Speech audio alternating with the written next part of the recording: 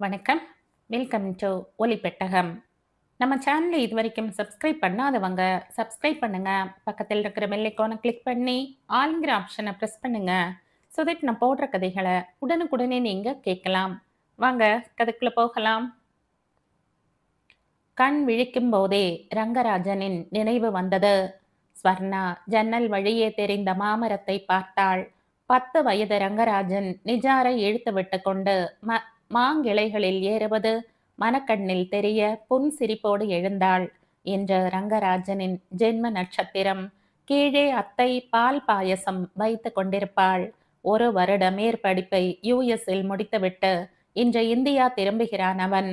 இன்னும் 3 மணி நேரத்தில் அவன் வரும் விமானம் சென்னை தரையை தொட்டுவிடும். அடுத்த 1 மணியில் அவன் கார் இந்த போர்ட்டிகோவில் நுழைந்து நிற்கும். வந்ததும் என்ன செய்வான் அவன்?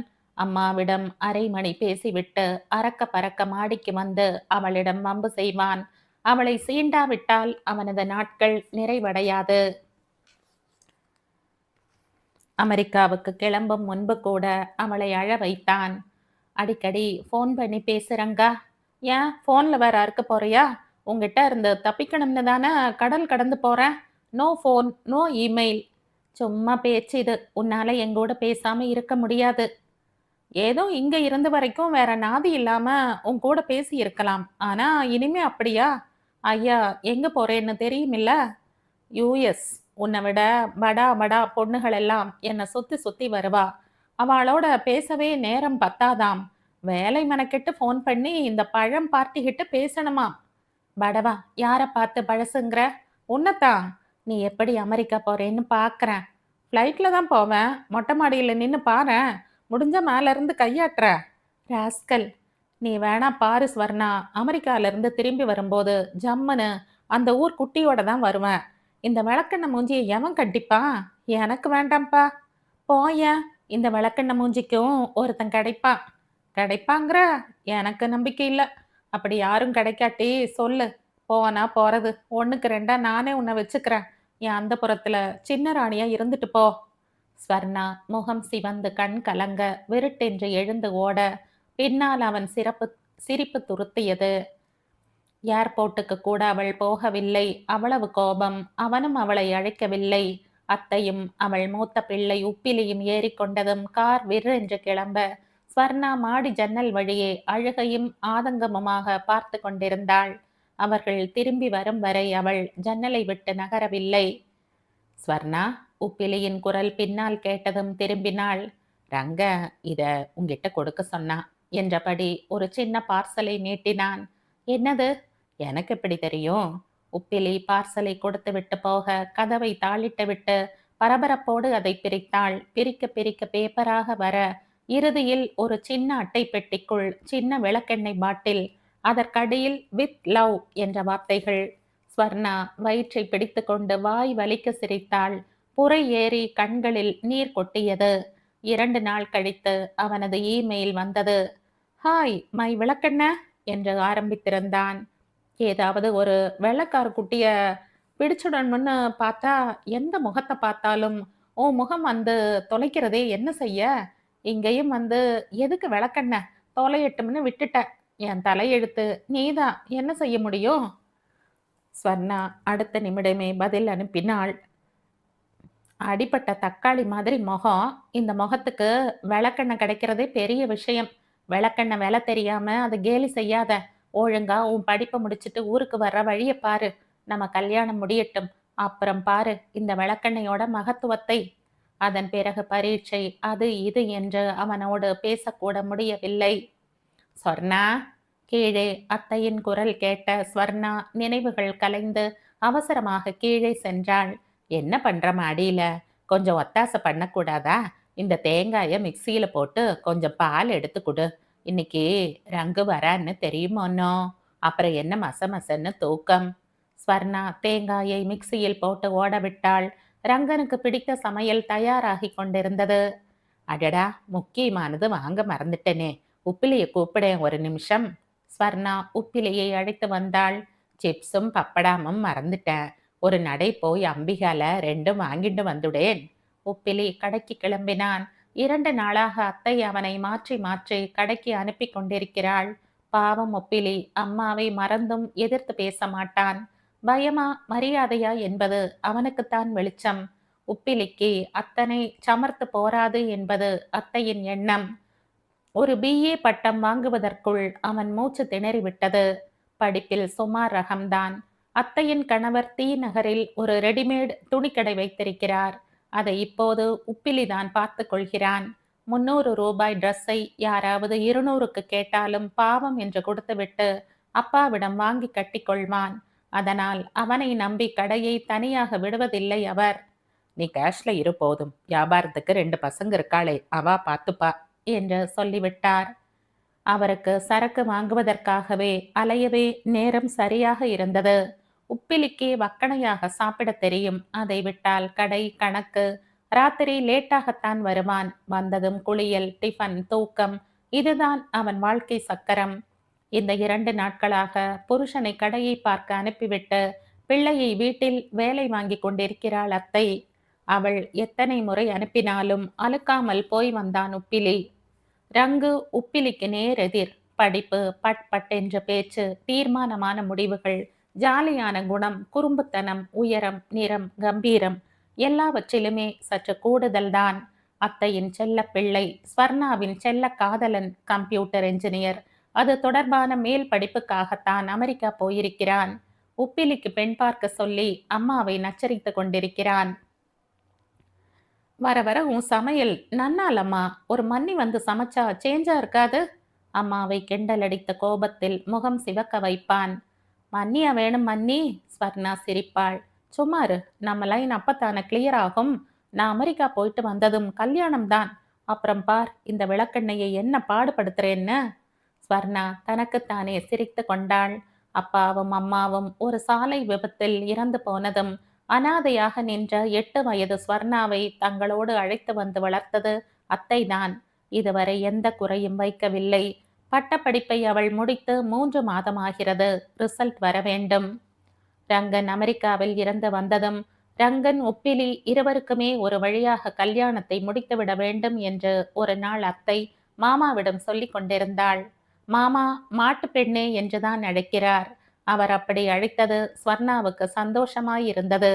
அதை பற்றி உடனே ரங்குவுக்கு தெரிவித்தாள். பதிலுக்கு ரங்கு வழக்கம் போல அவளை சீண்டி இமெயில் அனுப்பினான். அப்பா உன்னை மாட்டு பெண்ணே என்று அழைப்பது குறித்து ரொம்ப சந்தோஷம். இந்த சினிமாவில் எல்லாம் கதாநாயகியை பிரிந்த கதாநாயகன் அவளை ஓவியமாய் வரைந்தபடி பாடுவானே, அதே மாதிரி நானும் உன்னை ஓவியமாய் வரைந்தேன். நம்பவே முடியவில்லை. உன் முகம் தத்ரூபமாக வந்திருக்கிறது. இக்கடிதத்தின் கடைசி பக்கத்தில் நான் வரைந்த ஓவியம் உன் கம்ப்யூட்டரில் தெரியும். எப்படி இருக்கிறது என்று சொல்லு.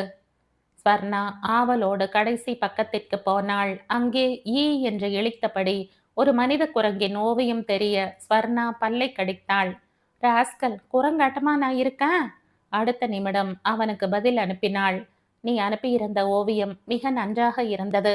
ஆனால் ஒரு சின்ன தவறு செய்து விட்டாய். என் ஓவியத்துக்கு பதிலாக உன் முகத்தை அனுப்பிவிட்டாய். உன் பெயரும் அதுதானே? சந்தேகமாக இருந்தால் உன் பெயரை இன்ஷியலோடு எழுதி படித்து பார். கு ரங்கன். என்ன பொருத்தமான பெயர் உனக்கு வைத்திருக்கிறார் மாமா? மாற்றி மாற்றி ஒருவரை ஒருவர் சீண்டிக் கொள்வதில் இருக்கும் சுகம் கல்யாணத்திற்கு பிறகு இப்படி சீண்டிக் கொண்டிருந்தால் அவ்வளவுதான். இதற்குத்தான் நேரம் சரியாக இருக்கும். ஸ்வர்ணா தனக்குத்தானே சிரித்து கொண்டாள். அத்தை சமையலை முடித்துவிட்டு மறுபடியும் குளிக்கப் போனாள். ஏர்போர்ட்டுக்கு போக வேண்டுமே. நானும் உன் கூட வரவா அத்தை என்று கேட்க துடித்தாலும் நீ எதுக்கு என்று அத்தை மறுத்துவிட்டால் அசிங்கமாக இருக்கும் என்பதால் கேட்கவில்லை. அழைத்தால் போகலாம் என்று நினைத்தாள். ஆனால் அத்தை அழைக்கவில்லை. வழக்கம் போல உப்பிலி கார் ஓட்ட அத்தை மட்டும் போனாள். மாமாக்கு ஃபோன் பண்ணி மத்தியானம் கடையை மூடிண்டு வந்துட சொன்னேன்னு சொல்லு என்று ஸ்வர்ணாவுக்கு போகிற போக்கில் உத்தரவு போட்டுவிட்டு போனாள். ஃப்ளைட் 1 மணி நேரம் தாமதம் என்பதால் எல்லோரும் வீடு வந்து சேர பிற்பகல் 3 மணியாகிவிட்டது. 1 வருடம் போனது தெரியவில்லை. இந்த ஒரு சில மணிகள் ஒவ்வொரு யுகமாக கழிய ஸ்வர்ணாவுக்கு ச்ச என்றானது. வாசலை பார்த்து பார்த்து கண் பூத்து போயிற்று. ஆரத்தை கரைத்து வைத்து கொண்டு பழி கிடந்தாள். ஒரு வழியாய் கார் சத்தம் கேட்க உள்ளிருந்து ஓடி வந்தாள். காரில் இருந்து இறங்கும் போதே யாருக்கும் தெரியாமல் அவளை பார்த்து வெடுக்கென்று கண்ணடித்தான் ரங்கன். அடே அப்பா, ஆள் என்னமாக மாறிவிட்டான். ஏற்கனவே நல்ல நிறம், 1 வருட அமெரிக்க மாசத்தில் இன்னும் சிவந்து சதை போட்டு கண்களில் தீட்சண்யம் கூடி உதடுகளில் மட்டும் இன்னும் விஷம சிரிப்பு குறையவில்லை. ஸ்வர்ணா ஒரு நிமிடம் இமைக்காமல் அவனை பார்த்தாள். அத்தை ஆரத்தியை எடுத்துக்கொண்டு வெளிவாசல் கோலத்தில் கொட்டப் போனாள். உப்பிலி லக்கேஜ்களை எடுத்துக்கொண்டு உள்ளே போனான். ஏய் விளக்கென்ன, முழுங்கிடாத என்ன, கொஞ்சம் விட்டு வை. ரங்கன் அடிக்குரலில் சொல்லியபடி வெடுக்கென்று அவள் முழங்கையில் கிள்ளிவிட்டு உள்ளே போக, ஸ்வர்ணா கூச்சத்தில் முகம் சிவக்க சிரிப்போடு முழங்கையை தடவியபடி அவன் பின்னால் உள்ளே வந்தாள். பிரயாண களைப்பு தீர அவன் குளித்துவிட்டு வருவதற்குள் அத்தையும் ஸ்வர்ணாவும் ஆறிப்போயிருந்த உணவு வகையறாக்களை சுட வைத்து டேபிளில் எடுத்து வைத்தார்கள். 1 வருட அமெரிக்க மாசத்தை பற்றி அவன் கதை கதையாக சொல்ல அதை கேட்டபடி சாப்பிட்டார்கள். அப்புறம் இங்க என்னம்மா விசேஷம்? அண்ணாக்கு பொண்ணு பார்த்தாச்சா இல்லையா? அவனுக்கும் பார்த்தாச்சு, உனக்கும் பார்த்தாச்சு. நாளைக்கு சாஸ்திரிகளை வர சொல்லியிருக்க, முகூர்த்த நாள் பார்க்கலாம்னு. ரங்கன் ஓரக்கண்ணில் ஸ்வர்ணாவை பார்த்து யாருக்கும் தெரியாமல் சிரித்தான். மன்னிய நான் பார்க்க வேண்டாமா? பார்க்கத்தானே போற, நிச்சயதார்த்தத்துக்கு நாள் குறிச்சிட்டு சொல்றேன். அப்புறம் பார்க்கலாம் 2 மாட்டு பெண்ணையுமே. அதுவரை சஸ்பென்ஸா இருக்கட்டும். அத்தை சிரித்தபடி எழுந்து கை அலம்ப போனாள். தூக்கம் வராமல் ஏதோ ஒரு பத்திரிகையை புரட்டி கொண்டிருந்தாள் ஸ்வர்ணா. வந்ததில் இருந்து ரங்கனோடு தனிமையில் பேசவே முடியவில்லை. மாற்றி மாற்றி யாராவது ஒருவர் அவன் அறையில் இருக்கிறார்கள். அவனாவது ஏதாவது சாக்கு வைத்து கொண்டு அவளிடம் பேசுவான் என்று பார்த்தால் அவனும் வரவில்லை. ஸ்வர்ணாவுக்கு எரிச்சலாக வந்தது. புத்தகத்தை மூடி பொத்தென்று வைத்துவிட்டு விளக்கை அணைத்துவிட்டு படுத்தாள். வயிற்றில் சுள் என்று ஏதோ வந்து விழ வாரி சுருட்டி கொண்டு எழுந்து விளக்கை போட்டாள். சின்ன கல்தான். ஜன்னலுக்கு வெளியே விஷம சிரிப்போடு ரங்கன். சட்டென்று அவள் முகம் மலர்ந்தது. கதவை திறந்தாள். ரங்கன் கையில் ஒரு பார்சலோடு உள்ளே வந்தான். விளக்கென்ன, இன்னும் உறங்கலையா? இல்ல குரங்கா. ஒத ஒதைய. ஸ்வர்ணா கன்னத்தை காட்ட அவன் முத்தம் கொடுக்க முகத்தை கொண்டு வந்தான். அதான பார்த்த. ஸ்வர்ணா சட்டென்று நகர்ந்தாள். இது என்ன பார்சல்? உனக்கு தான். அம்மாக்கு தெரிஞ்சு வாங்கினது 2 சாரீஸ், தெரியாம வாங்கினது இதெல்லாம். எதெல்லாம்? பிரிச்சு பாரு. ஸ்வர்ணா கவரை பிரிக்க உள்ளே முத்தும் பவழமும் கோர்த்த அழகிய ஆபரண செட்டும் சென்ட் பாட்டில்களும் முக கிரீம்களும் பவுடரும் சோப்பும். விளக்கெண்ணைக்கு எதுக்கு இதெல்லாம்? விளக்கெண்ணெய் வாசனையை மறைக்கத்தான், இல்லாட்டி கிட்ட வர முடியுமா? சீப்பா, யார் உன்னை கிட்ட வர சொல்லி கூப்பிட்டா? இதை பார், இனிமே இந்த நீ வா போ எல்லாம் கூடாது. நான் உன் ஆம்பளை ஆக போற, புருஷனை மதிக்கணும். ஏன்னா வாங்கோ போங்கோன்னு தான் கூப்பிடணும், இல்லாட்டி வாயை தெச்சிடுவேன். அப்படிங்களா? சரி போங்கோன்னா, எனக்கு தூங்கணும். ஸ்வர்ணா அவனை பிடித்து தள்ள, எனக்கும் தான் தூங்கணும், வாயேன் 2 பேரும் சேர்ந்து தாச்சுக்கலாம். ஓ தாச்சுக்கலாமே. ஒரு நிமிஷம் அத்தைகிட்ட ஒரு வார்த்தை சொல்லிட்டு தாச்சிப்போம். பயமுறுத்துறியா நீ? இரு கல்யாணம் முடிஞ்சதும் அம்மாவே உன்னை அனுப்பிப்பா பாரு எங்கூட தாச்சுக்க. அப்ப பாத்துக்கிறேன் உன்னை. ரங்கன் ஆள்காட்டி விரலை ஆட்டி ஆட்டி சொல்லிவிட்டு போக ஸ்வர்ணா சிரித்து கொண்டே கதவை தாளிட்டாள். அவன் கொடுத்த சாமான்களை எல்லாம் ஆசையாக எடுத்து பார்த்துவிட்டு பீரோவில் வைத்து பூட்டினாள். மறுநாள் காலை அவள் கீழே வரும்போது அத்தை யாருடனோ டெலிஃபோனில் பேசி கொண்டிருந்தாள். ஆமா, இன்னைக்கு 4ல இருந்து 5க்குள்ள வந்துடுறோம். பிள்ளை வந்தாச்சு. சரி, மற்றதெல்லாம் அப்புறம் பேசிப்போம்.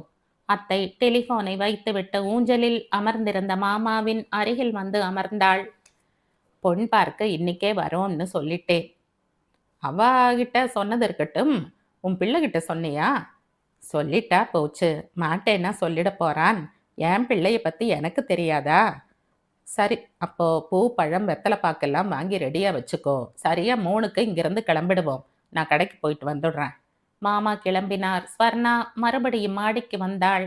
சத்தமின்றி ரங்கனின் அறைக்குள் நுழைந்தாள். ஷேவிங் முடித்த வாசனையோடு குளிக்க கிளம்பியவன் அவளை பார்த்ததும் விசில் அடித்தபடி நின்றான். வாடி என் கப்பக்கிழங்கே, என்ன விஷயம்? எனக்கு ஜோசியம் பார்க்க தெரியும்னு உனக்கு தெரியுமா? இது வெயில் காலம் கூட இல்ல, என்னாச்சு? வேணா ஒரு விஷயம் சொல்றேன், பார்க்கறியா? என்னது? நீ இன்னைக்கு 4 மணிக்கு ஒரு இடத்துக்கு போக போற. உன் ஜாதகப்படி ஒரு சின்ன பிரயாணம் இருக்கு, பார்க்கறியா? எங்க போறேன்னு சொல்லேன். உனக்கு மன்னி வரப்போறா, அவளை பார்க்க போற. ரங்கன் அவளை புன்சிரிப்போடு பார்த்தான். எனக்கும் ஜோசியம் பார்த்துக்க தெரியும். அப்படியா? இப்ப மணி என்ன? 8:30. கரெக்ட். என் ஜாதகத்துல இருக்கிற கிரகச்சாரப்படி இன்னைக்கு சரியா 8:30 மணிக்கு ஒரு கன்னி பெண்ணை கட்டி பிடிச்சு 108 முத்தம் கொடுப்பேன்னு இருக்கு. எவ்வளோ சரியா இருக்கு. கரெக்டா 8:30 மணிக்கு நீ வந்து நிக்கிற. 1, 2, 3 என்ன தெரியுமா?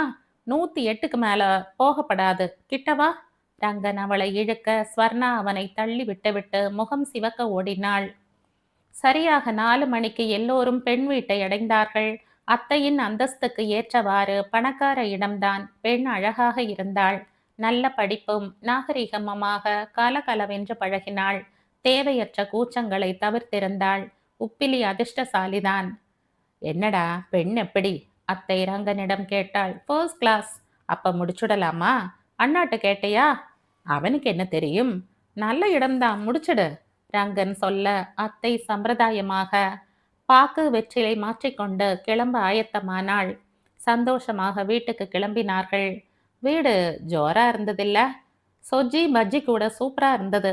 உப்பிலி அப்பாவியாக சொல்ல ரங்கனும் ஸ்வர்ணாவும் கொல்லென்று சிரித்தார்கள். பொண்ணை விட்டுட்டு சொஜ்ஜி பஜ்ஜிக்கு போயிட்டியே, ஏமா மன்னியோட பேர் என்னன்னு சொல்லவே இல்லையே? மன்னியா? அம்மா புருவம் சுருக்கி அவளை பார்த்தாள். பின்ன அண்ணா பெண்டாட்டி மன்னி தானே?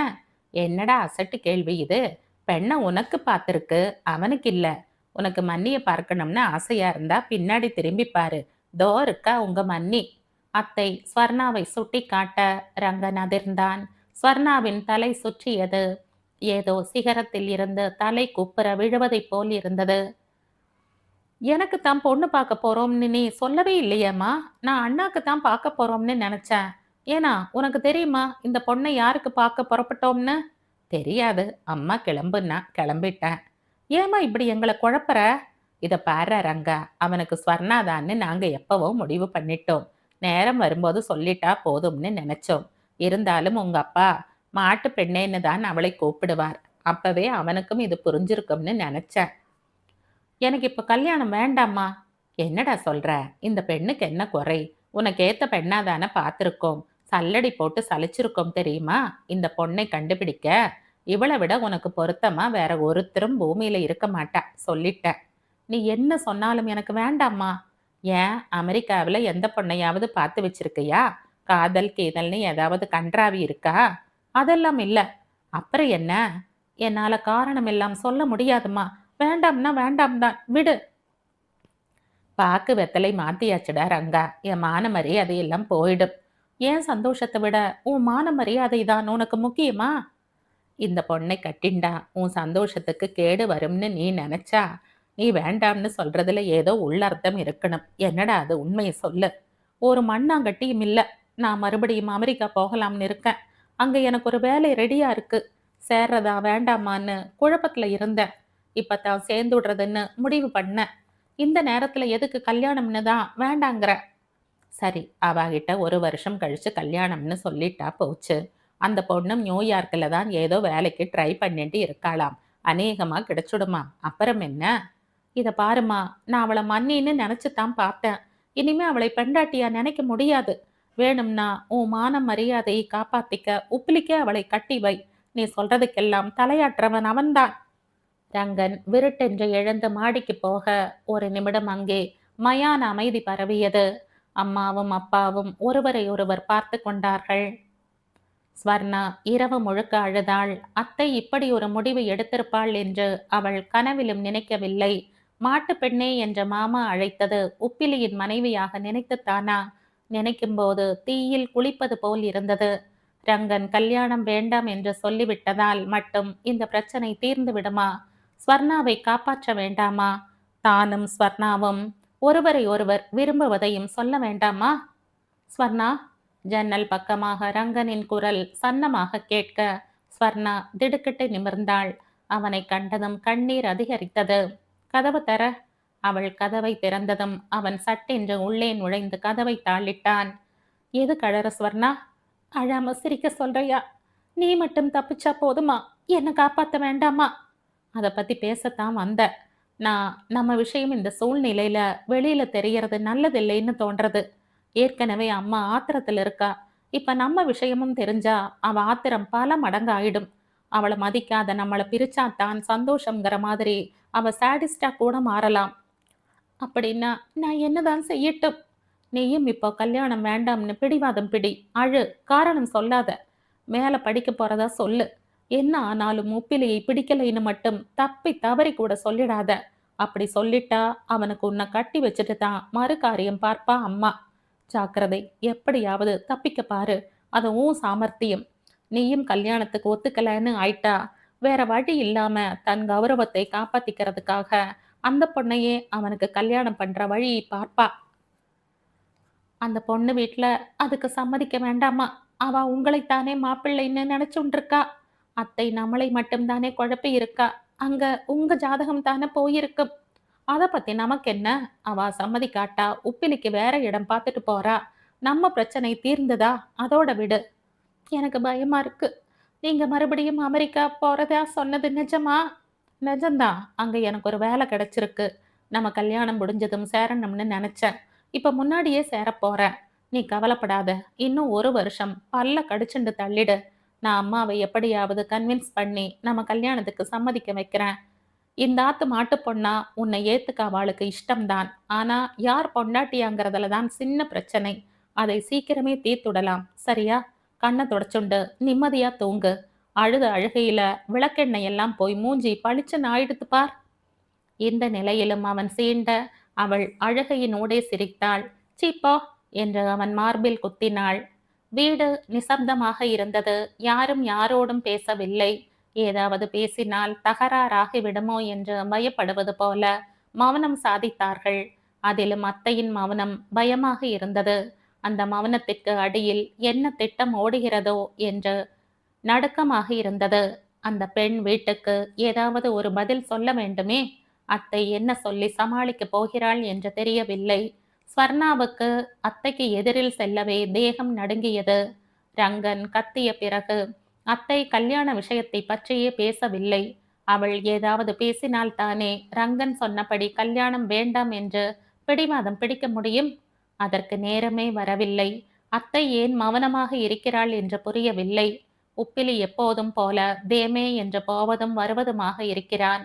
அவன் தன் வாழ்க்கை பற்றி கவலைப்படுவதில்லை. அம்மாவிடம் அதை ஒப்படைத்து விட்டாற்போல் எவ்வித சஞ்சலமும் இன்றி இருந்தான். மனசில் காதல் பாரம் இருப்பவர்களுக்குத்தான் சஞ்சலம். தசரதனுக்கு ராமன் மாதிரி அத்தைக்கு உப்பிலி. அவனுக்குத்தான் அவள் என்று அத்தை சொன்ன பிறகு அவன் முன்னால் செல்லக்கூட பயந்தாள். முன்பு போல் பேச முடியவில்லை. அம்மாவின் முடிவு பற்றி உப்பிலியின் முகத்தில் எந்தவித உணர்ச்சியும் இல்லை. அம்மாவின் முடிவில் அவனுக்கு இஷ்டம்தானா, இஷ்டம் இல்லையா? எதுவும் புரியவில்லை. வழக்கம் போல வக்கணையாக சாப்பிடுகிறான், போகிறான், கடையை கவனிக்கிறான், வருகிறான், படுத்த நிமிடம் தூங்கி போகிறான்.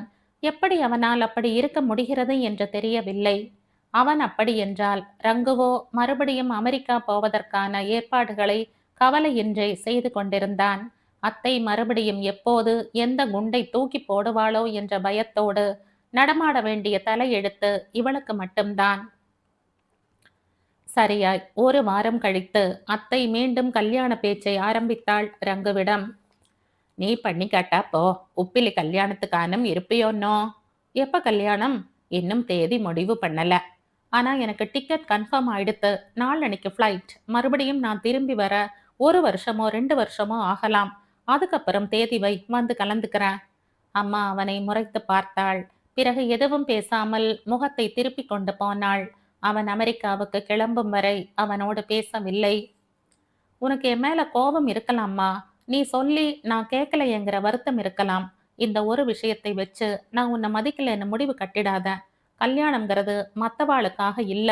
உனக்காக என்னால எப்படி சாப்பிடவும் தூங்கவும் குளிக்கவும் முடியாதோ அதே மாதிரிதான் கல்யாணமும் பண்ணிக்க முடியாது. உன் பசிக்கு நீதான் சாப்பிடணும். உன் அழுக்கு போக நீதான் குளிக்கணும். உனக்கு தூக்கம் வந்தா நீதான் தூங்கணும். நான் போனப்புறம் இதையெல்லாம் யோசிச்சு பாருமா. என் மனசு உனக்கு புரியும். ரங்கன் போய்விட்டான். அத்தை முகம் சிவக்க அவன் போவதையே பார்த்தாள். என்ன சொல்லிட்டு போறான் பார்த்தேளா உங்க பிள்ளை? என் பசிக்கு நான் தான் சாப்பிடணுமாம். என் அழுக்கு போக நான் தான் குளிக்கணுமா? தாய்மைக்கு எது தத்துவம்? மத்தவாளுக்கு வேணா இது சரிப்படும். தாய்க்கு எப்படி சரியாகும்? என் பசிக்கு இவன் சாப்பிட முடியாதுதான். ஆனா அவன் பசிக்கு அவன் சாப்பிட்டாலே என் வயிறு நிறைஞ்சிடுமே. இவன் பசிக்கு என்னால சாப்பிட முடியாதுதான். ஆனா இவன் பட்னி கிடந்தாலும் என்னால சாப்பிட முடியாதே. இவனுக்காக என்னால குளிக்க முடியாதாம். 8 வயசுல இவனுக்கு அம்மை போட்டப்போ, ஒரு நாளைக்கு 3 வேளை குளிச்சுட்டு, கோவில் கோவிலா ஏறி இறங்கி இருக்கேன். 10 வயசுல இவனுக்கு பேதி நிக்காம ஆஸ்பத்திரியில சேர்த்தப்போ, அப்படி இப்படி நகர முடியாம 5 நாள் குளிக்க கூட முடியாம, இவனோட நானும் நாறிப் போயிருக்கேன். இதுக்கெல்லாம் என்ன தத்துவம் சொல்ல முடியும் அவனால? பேசுறானாம் பேச்சு. போகட்டும். பெத்த மனசு பித்து, பிள்ளை மனசு கல்லுன்னு சும்மாவா சொல்லி வச்சிருக்கா? அவன் பசிக்கு அவனே சாப்பிட்டுக்கட்டும், குளிக்கட்டும், தூங்கட்டும், கல்யாணம் பண்ணிக்கட்டும், எக்கேடும் கெட்டும் போகட்டும். தொப்புள் கொடி அறுத்தன்னைக்கே எல்லாத்தையும் அறுக்க தெரிஞ்சுண்டிருந்தா இன்னைக்கு ஏன் இப்படி புலம்படும்? தெரியலையே. பகவான் தேகம் முழுக்க பாசத்தை கொட்டி வச்சு விட்டானே. என்ன செய்ய? அன்பு பாசம் எல்லாம் ஒன் வே டிராஃபிக் மாதிரி அனுப்புறோம். யாரால யாரை கட்டுப்படுத்த முடியும்? அத்தையின் தேகம் ஆடியது. மாமா பயந்து போனார். ரங்கநாயகி, நீ நீ எதுக்கு இப்ப டென்ஷன் ஆற? எல்லாம் சரியா போயிடும். யாராவது ஒருத்தர் விட்டு கொடுக்கறது தான் வாழ்க்கை. அவனுக்கு இஷ்டமில்லாட்டா விட்டுடேன். எப்படி விட முடியும்? அவன் மேல எனக்கு அக்கறை இருக்கப்படாதா? ஆசை இருக்கப்படாதா? தேடி தேடி இல்ல அவனுக்கு ஒரு பொண்ணை பார்த்தேன். அந்த பொண்ணுக்கு என்ன குறைன்னு வேண்டாங்கிறான் அவன். யாருக்கு தெரியும்? இப்ப அதை பத்தி பேசி என்ன ஆக போறது? விட்டு தள்ளு. இனிமே நடக்க வேண்டியதை பார்ப்போம். இனிமே என்ன நடக்கணும் என் கருமாதி தவிர? அம்மா, என்னம்மா இப்படியெல்லாம் பேசுற? உப்பிலி உடைந்த குரலில் அம்மாவை அடக்கினான். இப்ப என்ன ஆயிடுத்துன்னு இப்படியெல்லாம் பேசுறம்மா? நீ எது சொன்னாலும் கேட்க நான் தான் தயாரா இருக்கனே. எனக்கு கட்டளை இடுமா. அவன் அவன் போக்குல விட்டுடு. அவன் குணம் உனக்கு தெரியாதா? இந்த ஒரு விஷயத்தை வச்சொண்டு நீ அவனை திட்டுறது சரியில்லை. அவனை பத்தி இனிமே பேசாதடா. தோளுக்கு மிஞ்சி வளர்ந்தப்புறம் குழந்தைன்னு நினைச்சேன் பாரு. என்னத்தான் செருப்பால அடிச்சுக்கணும். சரி, நீயாவது என் பேச்ச கேப்பியா? இல்ல நீயும்? நான் தான் சொல்லிட்டேனேம்மா, நீ கிணத்துல விழுனாலும் விழ தயாரா இருக்கே. அப்படின்னா ஸ்வர்ணாவை கல்யாணம் பண்ணிக்க உனக்கு சம்மதம் தானே? சம்மதம் தாமா. ஸ்வர்ணா நெருப்பை மிதித்தாற் போல அவர்களை பார்த்தாள். அப்படி ஒரு பிள்ளை, இப்படி ஒரு பிள்ளை. ஸ்வர்ணா, இங்க வாடி. ஸ்வர்ணா நடுங்கியபடி அத்தையின் முன் வந்து நின்றாள். அத்தை ஒரு வினாடி அவளை ஏற இறங்க பார்த்தாள். உனக்கு நினைவிருக்காடி ஸ்வர்ணா? 8 வயசு அப்போ உனக்கு. என் தம்பியும் அவன் பெண்டாட்டியும் அல்பாயுசுல போவான்னு யாராவது நினைச்சாளா? அப்பா அம்மா பிரேதத்தை பார்த்துண்டு கதறி எழுத உன்னை வாரி அணைச்சுண்டேன். நான் இருக்கேண்டி கண்ணம்மா உனக்குன்னு சொல்லி உன்னை என் நெஞ்சில தூக்கி போட்டுண்டு இங்க கூட்டிண்டு வந்தேன். தோ இந்த நிமிஷம் வரைக்கும் உன்னை என் நெஞ்சில தான் சுமந்துட்டு இருக்கேன். இவ 2 பேரை விட உன்னைத்தான் அதிகம் சீராட்டி இருக்கேன். அம்மா ஞாபகம் உனக்கு வந்துடக்கூடாதுன்னு அன்பை கொட்டி கொட்டி அந்த ஞாபகத்தை அழிச்சேன். ரங்குவுக்கு அம்மை போட்டு தலைக்கு தண்ணி விட்ட 4ஆம் நாள் உனக்கும் அம்மை போட்டது. நீர் கொள்ளுவானும் மணல் வாரியும் சேர்ந்து போட்டிருந்தது. கண்ணு துறக்கலினி அனலா கொதிச்சது உடம்பு. அம்மன் நல்லபடியா இறங்கினா தீ மிதிக்கிறேன்னு நேர்ந்துண்டேன்.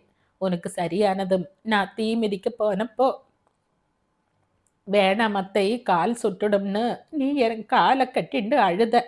அது நெருப்பில்லடி பூ மாதிரின்னு சொல்லி உன்னை சமாதானப்படுத்திட்டு தீ மிதிச்ச. நீ சொல்லி நான் கேட்கலன்னு நீ 3 நாள் என்கிட்ட பேசல. அந்த 3 நாளும் நான் விரதம். நீ பேசினா தான் சாப்பிடுவேன்னு சொன்ன. விளையாட்டுக்கு சொல்றேன்னு நினைச்சு நீ முதல்ல பேசல. 3ஆவது நாள் நான் மயக்கத்துல தள்ளாடினப்போதான் பயந்து போய் பேசினேன். உன் பிஞ்சு கையால எனக்கு சாதம் பிசைஞ்சு ஊட்டின. இனிமே உன்கிட்ட பேசாம இருக்கவே மாட்டேன் அத்தைன்னு அழுத. ஸ்வர்ணா கண்ணீர் வழி அத்தையை பார்த்தாள். இதெல்லாம் எதுக்கு சொல்றேன்னு நீ நினைச்சுப்ப. இப்படியெல்லாம் நான் உன்னை வளர்த்தேன்னு சொல்லி காட்டுறதுக்காக சொல்லல. 10 மாசம் சுமந்து பெத்தே 10 நிமிஷத்துல உன் பசிக்கு நீ சாப்பிடுன்னு உதறிட்டு போயிடுத்து. அதுக்கப்புறம் யார நான் அதிகாரம் பண்ண முடியும்? யாருகிட்ட எதை எதிர்பார்க்க? வார்த்தையை முடிப்பதற்குள் அத்தை திடீரென்று நெஞ்சை பிடித்து கொண்டாள். நெற்றியும் கழுத்தும் குப்பென்று வியர்த்தது. கீழே விழப்போனவளை உப்பிலியும் அவளுமாக ஆளுக்கு ஒரு பக்கம் பாய்ந்து சென்று தாங்கிக் கொண்டார்கள். என்னாச்சு அத்தை? ஸ்வர்ணா துடித்து போனாள். மாமா டாக்டருக்கு போன் பண்ணினார். உடனடியாக பைபாஸ் சர்ஜரி பண்ண வேண்டும் என்றார் டாக்டர். ஸ்வர்ணா பயத்தோடு மாமாவை பார்த்தாள். நாங்க அவளை பார்க்கலாமா? மாமா டாக்டரை கேட்டார். பாருங்க, ஆனா ஜாஸ்தி பேசி ஸ்ட்ரெயின் கொடுக்க கூடாது. ஐசியூவின் கண்ணாடி கதவுகளை திறந்து கொண்டு மாமாவும் அவளும் உப்பிலியும் உள்ளே போனார்கள். அத்தை சோர்ந்து போயிருந்தாள். அவர்களை பார்த்ததும் கண் கலங்கினாள். ஸ்வர்ணா சிரமப்பட்டு அழுகையை அடக்கியபடி அத்தையின் கையை பிடித்து கொண்டாள். எனக்கு நேரம் வந்துடுத்துடி ஸ்வர்ணா. அப்படி சொல்லாத அத்தை, உனக்கு ஒண்ணும் இல்லை. இதெல்லாம் பைபாஸ் சர்வசாதாரணம். பகவான் நாள் குறிச்சிட்டா அதுக்கு முன்னாடி பைபாஸ் ஆகுது, கீ பாஸ் ஆகுது.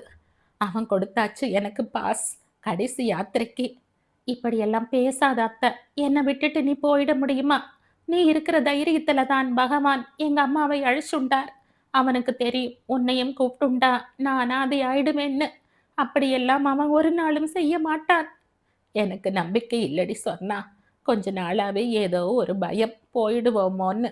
அதான் உங்க கல்யாணத்தை நடத்திடணும்னு அவசரப்பட்டேன். அதுக்குள்ள என்னெல்லாமோ குழப்பமாயிடுத்து. ரங்கு போனா போறான், அவன் எக்கேடு கட்டும் போகட்டும். அவன் நான் வளர்த்த குழந்தை இல்லைன்னு நினைச்சுக்கிறேன். நீயாவது என் இஷ்டப்படி நடந்துப்பியாடி சொன்னா. என் விருப்பப்படி உப்பிலேயே கல்யாணம் பண்ணிப்பியா? நீ வயசுக்கு வந்த அன்னைக்கே எனக்குள்ள இப்படி ஒரு ஆசை துளிர் விட்டாச்சு.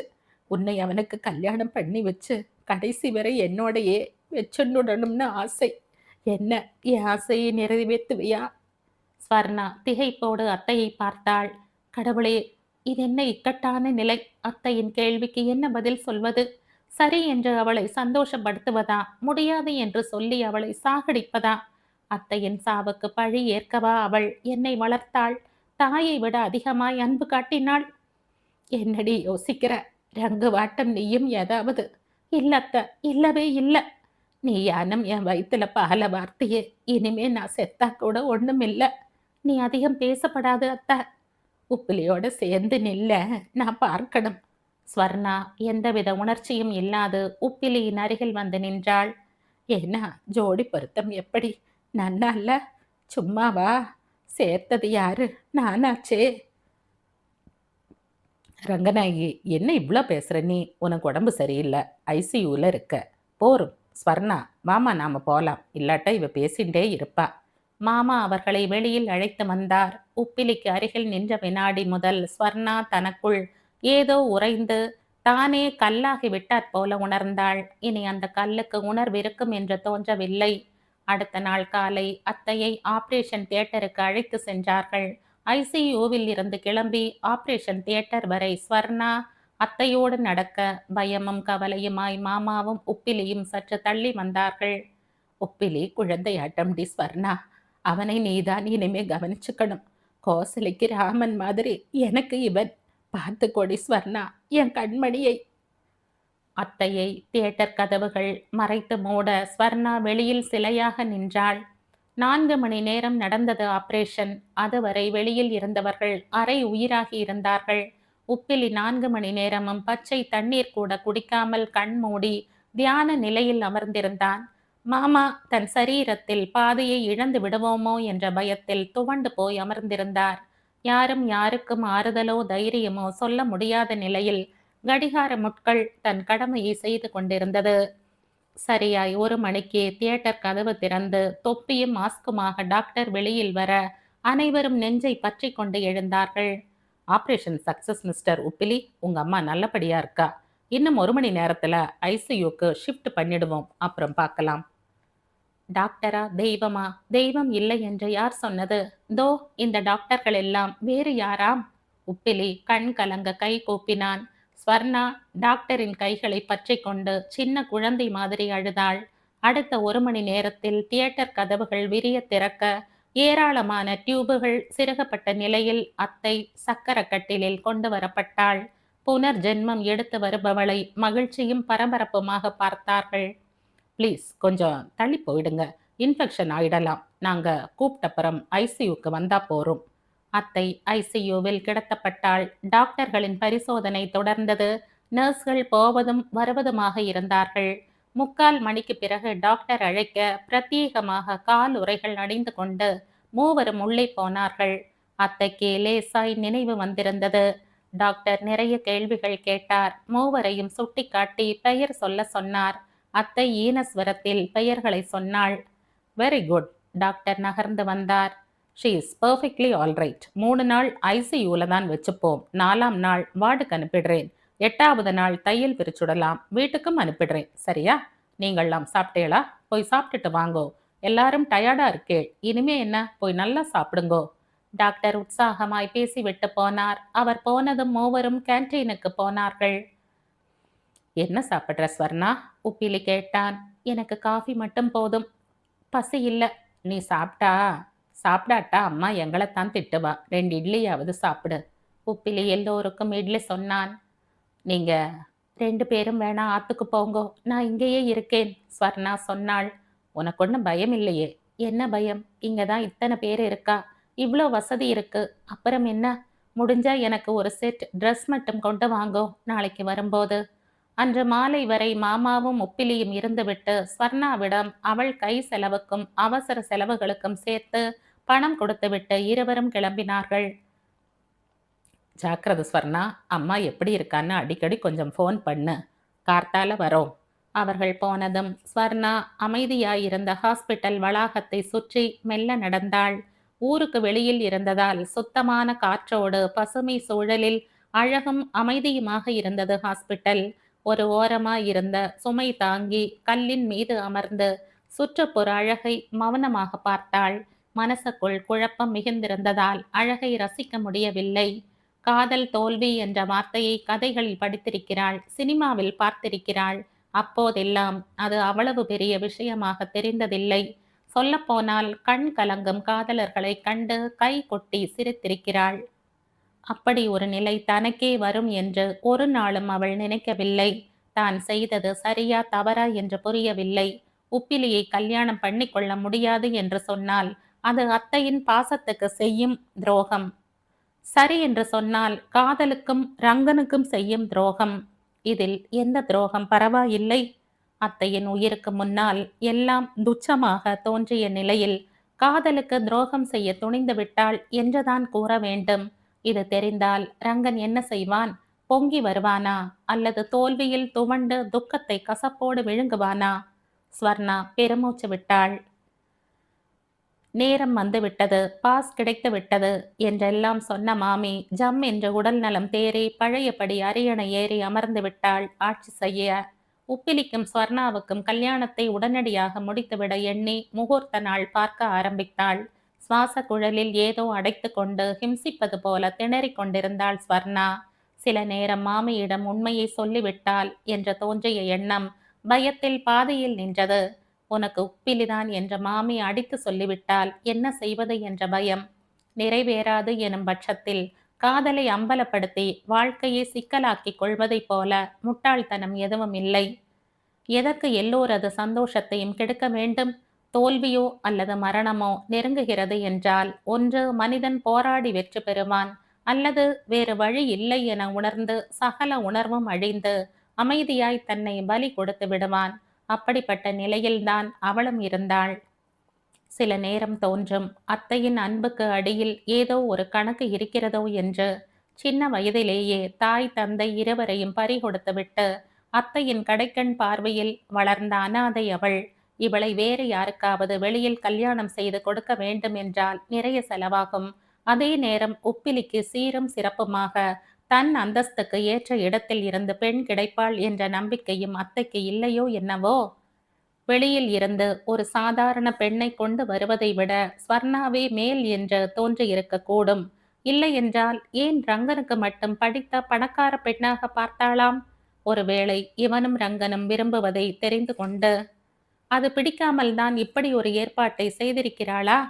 உன் பவிஷுக்கு ரங்கனா கேட்கிறது உனக்கு என்று உள்ளூர பொறுமை கொண்டுதான் இவளுக்கு உப்பிலி போதும் என்ற முடிவெடுத்து ரங்கனுக்கு அவசரமாக ஒரு பெண் பார்த்து 2 கல்யாணத்தையும் ஒன்றாக நடத்திவிட நினைத்தாளோ? எது உண்மை? அத்தையின் மனசில் என்ன இருக்கிறது என்று யாருக்கு தெரியும்? ஒருவேளை ரங்கனை ஸ்வர்ணா விரும்புவது தெரிந்து அது பிடிக்காமல் இப்படி ஒரு ஏற்பாட்டை செய்திருக்கிறாள் என்பதுதான் நிஜமான காரணம் என்றால் இனி அத்தையிடம் என்ன சொல்லி என்ன பயன்? ஆக மொத்தம் ஸ்வர்ணா தனக்கும் சகல உணர்ச்சிகளும் அழிக்க தன்னை தயார்படுத்திக் கொள்வதுதான் எல்லோருக்கும் நல்லது என்ற முடிவுக்கு வந்தாள். இப்படி ஒரு முடிவுக்கு வந்ததுமே தன் நிலையை விளக்கி ரங்கனுக்கு இமெயில் அனுப்ப தீர்மானித்தாள். வீட்டில் யாரும் இல்லாத சமயம் கம்ப்யூட்டரில் அமர்ந்தாள். இக்கடிதம் உனக்கு அதிர்ச்சியாக இருக்கலாம், வேதனையையும் என் மீது வெறுப்பையும் ஏற்படுத்தலாம். எப்படியாயினும் சொல்லித்தானே தீர வேண்டும். இங்கே நிறைய விஷயங்கள் நடந்துவிட்டன. அத்தைக்கு அட்டாக் வந்து அவசரமாக பைபாஸ் சர்ஜரி செய்யப்பட்டு அவள் மரண வாயிலை தட்டிவிட்டு மீண்டும் வந்துவிட்டாள். இன்னும் அத்தைக்கு உன் மீது கோபமும் ஆதங்கமும் குறையவில்லை. அவள் சொல்லி எல்லோரும் கேட்டே பழக்கப்பட்டு விட்ட வீட்டில் முதலாக ஒரு எதிர்ப்பு குரலை கேட்டதன் பாதிப்புதான் அவள் இதய அதிர்ச்சிக்கு காரணமாக இருந்திருக்க கூடும். அந்நிலையில் அவளை எதிர்க்கும் சக்தி யாருக்கும் இல்லை, முக்கியமாக எனக்கு. அவள் என்னை அன்பு காட்டி வளர்த்தவள். நான் அவளுக்கு நன்றி கடன் செலுத்த கடமைப்பட்டவள். மீறினால் அத்தைக்கு துரோகம் செய்தவளாவேன். அத்தைக்கு துரோகம் செய்து காதலில் வெற்றி பெறுவதா, அல்லது காதலுக்கு துரோகம் செய்துவிட்டு அத்தையின் உயிரை காக்கலாம் என்ற முடிவுக்கு வந்தேன். அத்தை மரணத்தோடு என்னையும் சேர்த்து ஜெயித்து விட்டாள். மற்றவர் பசிக்கு நாம் உண்ண முடியாது, மற்றவர் அழுக்கு போக நாம் குளிக்க முடியாதுதான். ஆனால் மற்றவரை சந்தோஷப்படுத்த நம்மால் முடியுமெனில் அதை செய்வதுதானே சரி. மனிதன் விரும்புவது எல்லாம் நடந்து விடுவதில்லை. நாம் விரும்பினாலும் தீர்மானிப்பவன் இறைவன்தான். அவன் கணக்குக்கு காரணம் கேட்கவோ புரிந்து கொள்ளவோ யாரால் இயலும்? இது அத்தையின் முடிவு என்பதை மறந்துவிட்டு இன்னும் ஆழமாக யோசித்தால் இது கடவுளின் முடிவு என்ற தெளிவு வரும். இப்படி ஒரு தெளிவு எனக்குள் பிறந்திருக்கிறது.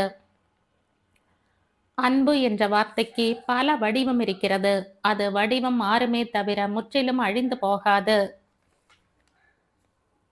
அவள் தெரியாமல் தவறு செய்தாள். நான் தெரிந்தே உனக்கு துரோகம் செய்ய போகிறேன். இதற்கு தண்டனையாய் நானும் உள்ளுக்குள் சகல உணர்ச்சிகளும் இழந்து கல்லாகி நிற்கிறேன்.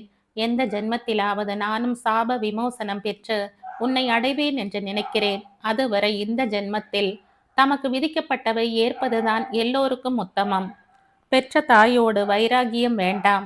சமாதானமாய் அவளோடு பேசு. அவள் உனக்கு பார்த்திருக்கிற பெண்ணும் நல்ல பெண்தான். என்னை விட சகல விதத்திலும் உனக்கு பொருத்தமானவள்.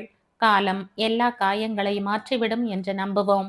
கடிதத்தை அவன் இமெயில் விலாசத்திற்கு அனுப்பிவிட்டு அவள் கம்ப்யூட்டரில் இருந்து எழுந்திருக்கவும் அத்தை வரவும் சரியாக இருந்தது. வர 16ஆம் தேதி முகூர்த்தம் குறிச்சு கொடுத்திருக்கார் வாத்தியார். சரியா இன்னும் 20 நாள். நான் என்ன செய்ய போறேன்னு தெரியலடி ஸ்வர்ணா. மலைப்பா இருக்கு, எவ்வளோ வேலை இருக்கு. அத்தை தன் சந்தோஷத்தை மலைப்பு என்றாள். ஸ்வர்ணா சிரிக்க முயன்றாள். சிரிப்பு உயிரற்று பிறந்தது. கல்லுக்கு ஏது உணர்ச்சிகள்? கல்யாண வேலைகள் கிடுகிடுவென்று ஆரம்பித்தன. ரங்கனிடமிருந்து அவளுக்கு இமெயில் வந்திருந்தது. நன்றி விசுவாசம் என்ற பெயரில் நீ எனக்கு மட்டும் துரோகம் செய்யவில்லை, உப்பிலிக்கும் துரோகம் செய்கிறாய். அவன் என்ன தவறு செய்தான் என்று அவன் வாழ்க்கையை வீணடிக்கிறாய். கல்லாகி விட்டதாக நீ சொல்வது நிஜமெனில் உன்னால் எப்படி அவனோடு தாம்பத்தியம் நடத்த முடியும்? நீ என் காதலி என்றால் அவன் என் அண்ணன், நல்லவன், அப்பாவி. உங்கள் இருவரின் வாழ்க்கையும் இதனால் நாசமாகும் என்பது உனக்கு தெரியவில்லையா? உன்னை நாசப்படுத்திக் கொள்வதற்கு உனக்கு உரிமை உண்டு. என் அண்ணாவின் நிம்மதியை கெடுக்க உனக்கு எந்தவித உரிமையும் இல்லை. நீ எனக்கு கிடைக்காமல் போகிறாயோ என்ற பொறாமையில் இப்படி கூறவில்லை. உப்பிலியின் மீது நான் வைத்திருக்கும் சகோதர பாசத்தினால் கூறுகிறேன். உன்னை கல்லாக்கி கொண்டு விட்டேன் என்று கூறுவது உண்மையானால் அவனை விட்டுவிடு. அல்லது அவனிடம் எல்லா உண்மையையும் கூறி அவனாலேயே சாப விமோச்சனம் பெற்று உயிர் தெழ முயற்சி செய். இதற்கு மேல் சொல்வதற்கு ஒன்றும் இல்லை. அம்மாவிடம் எனக்கு ஒன்றும் ஜென்ம பகை இல்லை. இதை அவள் போக போக புரிந்து கொள்வாள். ஸ்வர்ணா குழம்பினாள். மரணம்தான் எல்லா பிரச்சனைக்கும் முற்றுப்புள்ளி வைக்கும். செத்து விடலாம் போன்ற எண்ணம் கூட தோன்றி மறைந்தது. ரங்கன் சொல்வது போல உப்பிலிக்கும் துரோகம் செய்கிறாளா அவள்? அப்படியானால் அது பாவம் இல்லையா? பெரும் பாவம்தான். ரங்கன் சொல்வது போல உப்பிலியிடம் எல்லாவற்றையும் சொல்லிவிட்டால், எல்லாவற்றையும் கேட்டுவிட்டு என்னால் அம்மாவை மீறி எதுவும் செய்ய முடியாது என்று அவன் சொல்லிவிட்டால், அப்படியானால் என்னதான் செய்வது? ரங்கன் எழுதியிருக்கும் ஒவ்வொரு வரியும் நிஜம். அத்தைக்காக உப்பிலியின் தாலியை கழுத்தில் தாங்கிக் கொள்ளலாம். ஆனால் கட்டிலில் அவனை தாங்கிக் கொள்ள சத்தியமாக அவளால் முடியாதுதான். ரங்கனோடு மனதால் குடித்தனம் பண்ணிவிட்ட பிறகு இன்னொருவனோடு கட்டிலில் புரள்வது இயலாத காரியம். என்ன காரணம் என்று உப்பிலி கேட்டால் என்ன பதில் சொல்வாள்? என் மனசுக்குள் உன் தம்பி இருக்கிறான் என்றா? இதை கேட்டு துடித்து விட மாட்டானா அவன்? அந்த அப்பாவியை வதைக்கவோ அவன் வாழ்வை நாசம் செய்யவோ இவளுக்கு என்ன உரிமை இருக்கிறது?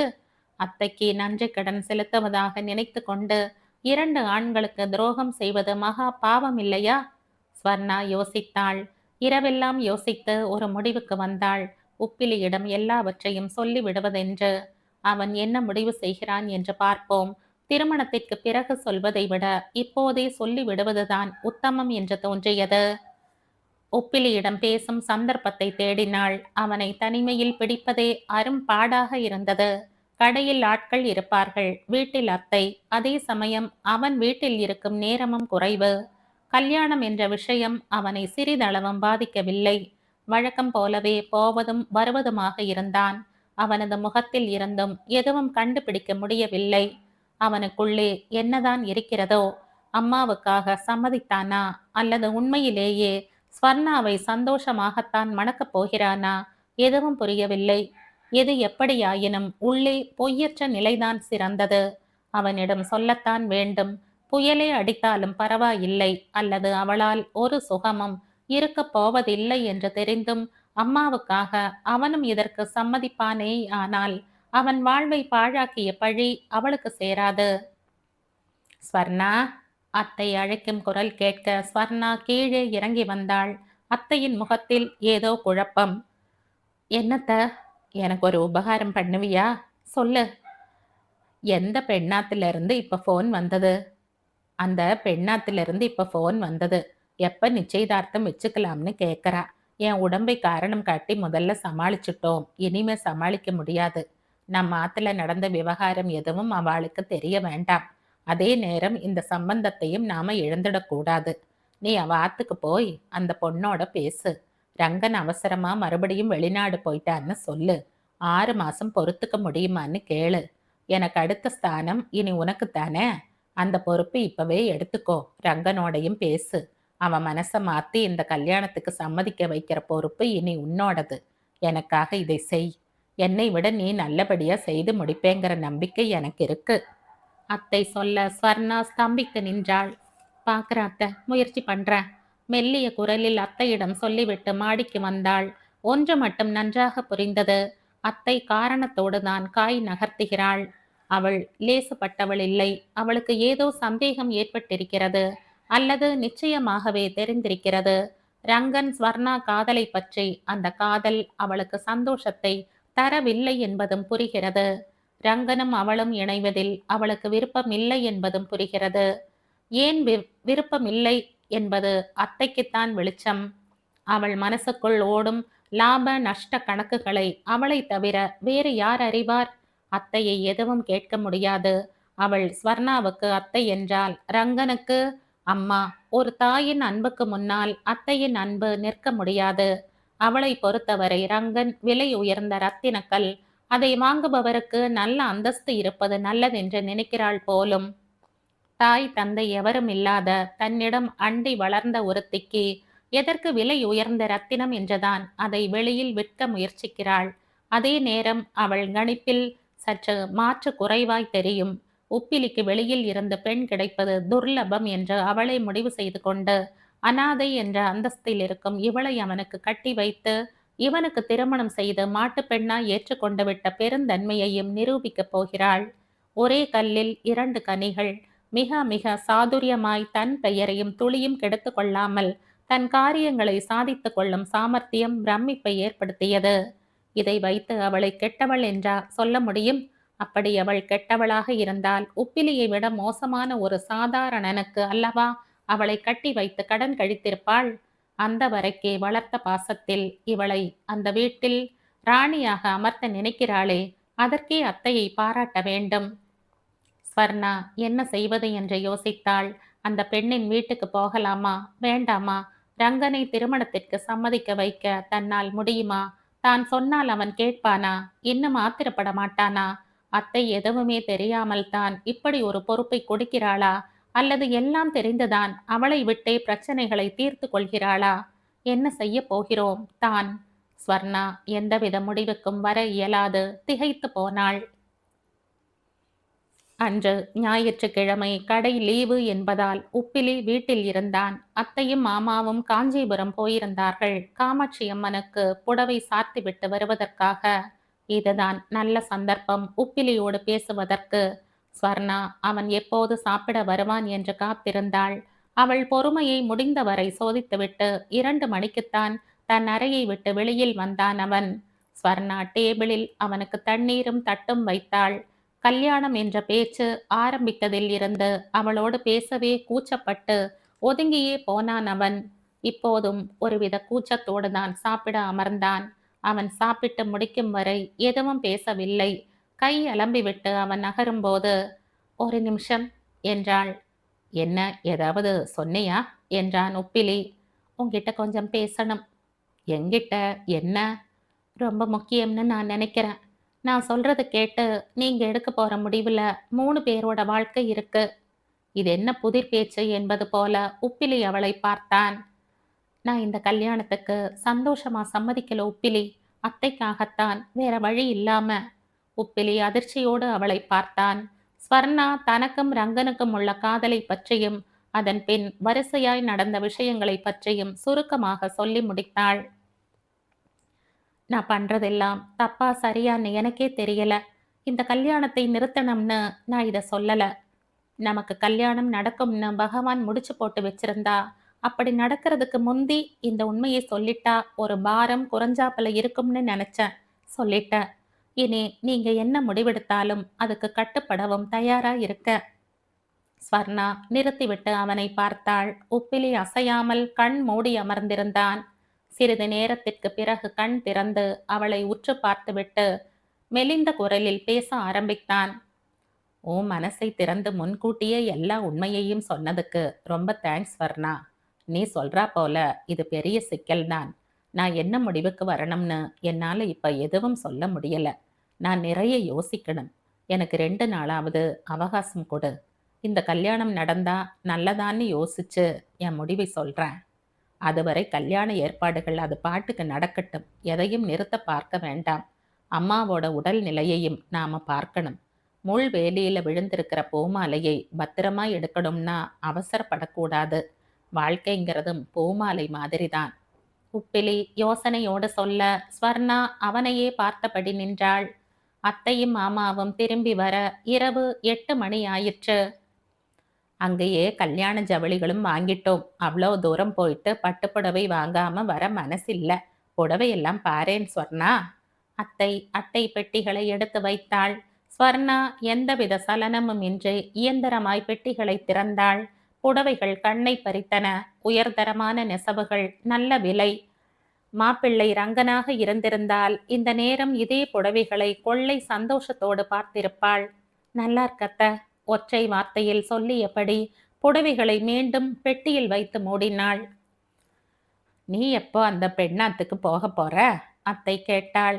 2 தரம் ஃபோன் பண்ண அத்தை. ரிங் போயிட்டே இருக்கு. எந்த ரெஸ்பான்ஸும் இல்லை. யாரும் இல்லையோன்னு தோன்றது. ஃபோன் பண்ணி சொல்லாம எப்படி போறது? "இப்போ பண்ணி பாரு. நாளைக்கு வந்து பேசுறதா தகவல் சொல்லிடேன் இருந்தா." ஸ்வர்ணா டெலிஃபோன் எடுத்தாள். அதே நேரம் உப்பிலி தன் அறையில் இருந்த எக்ஸ்டென்ஷன் ஃபோனில் ஸ்வர்ணாவோடு பேசினான். "அந்த பெண்ணுக்கு டெலிஃபோன் பண்ண வேண்டாம் ஸ்வர்ணா. இப்பவும் ரிங் போயின்னு இருக்குன்னு சொல்லி ஃபோனை வச்சுடு. இன்னும் 2 நாள் அம்மாவை இப்படியே சமாளி." ஸ்வர்ணா ஃபோனை வைத்தாள். என்னமோ தெரியல, ரெஸ்பான்ஸே இல்லை. "ஃபோன் அவுட் ஆஃப் ஆர்டரோ என்னமோ. பேசாமல் நேர்லேயே போயிடேன். கழுத்தை பிடிச்சா தள்ளிட போறா." உப்பிலி அறையில் இருந்து வந்தான். "எதுக்குமா ஸ்வர்ணாவை அனுப்புற?